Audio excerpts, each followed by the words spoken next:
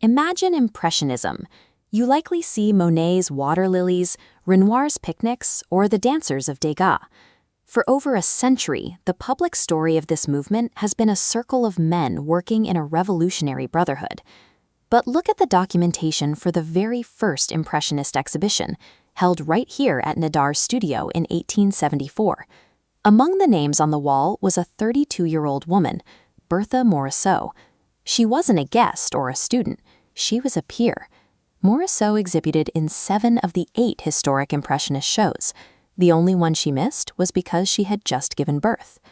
Yet for most of the 20th century, art history relegated her to the margins.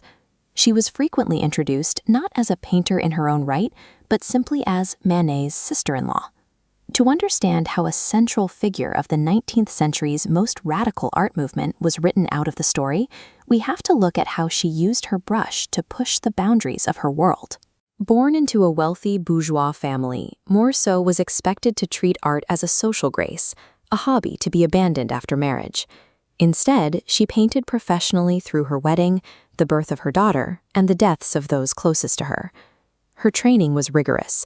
Her teacher, Camille Corot, pushed her to the Louvre for direct observation, demanding she develop the same technical discipline as any male student of the era. In 19th century Paris, geography was gendered. Men like Monet or Renoir had the freedom to set up their easels anywhere, on the bridges, the crowded streets, or the banks of the Seine. As a woman of her class, Morisot's physical world was smaller. Her subjects were the spaces she was allowed to occupy: the garden, the nursery, and the parlor. Critics often dismissed these domestic scenes as trivial. But Morisot wasn't painting pretty things.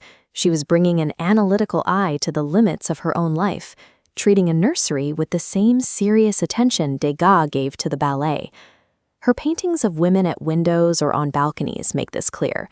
They show figures looking out at a city they can see but cannot freely navigate. The wrought iron railing is a border, not just a decoration.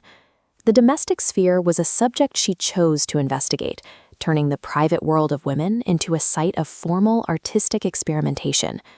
Her technique was more radical than many of her male contemporaries. She used rapid, loose strokes that left large areas of the canvas bare, suggesting figures rather than fully rendering them, to capture the energy of a moving child or a shift in light. Contemporary critics labeled her work unfinished. They saw a lack of skill where Morisot was actually making a deliberate choice to prioritize the quality of a moment over a polished illusion. This radicalism is often lost in what historians call the Manet problem. Because Édouard Manet painted her 11 times, history has often cast her as his model or his satellite. The evidence shows a reciprocal exchange. They were artistic interlocutors who traded ideas for over a decade. While Manet pushed her toward professional ambition, she pushed him toward the future of the movement. While Manet was still working in the studio with the heavy blacks and deep shadows of his Spanish-influenced period, Morisot was already working outdoors with a high-key, sun-drenched palette. It was her influence that eventually led him to adopt the lighter, looser brushwork of his late masterpieces. Morisot wasn't a student of the movement's patriarch. She was a peer who helped define the visual language he eventually adopted. Following her death in 1895, Morisot's work was quietly collected by elites, but largely ignored by the academic institutions that write the history of art. The correction only began in the 1970s, when feminist art historians began to excavate the archives to find the artists who had been written out of the narrative. They realized Morisot wasn't an anomaly. Her career was proof that women had always been present and significant in these movements, even if the history books failed to record them. Today, major museums hold retrospectives of her work, yet the popular image of Impressionism as a male-only club remains difficult to dislodge. But her work is abundant and distinctive. Once you recognize her rapid, energetic style, you can see her influence throughout the movement. The history we are taught is often missing its contributors.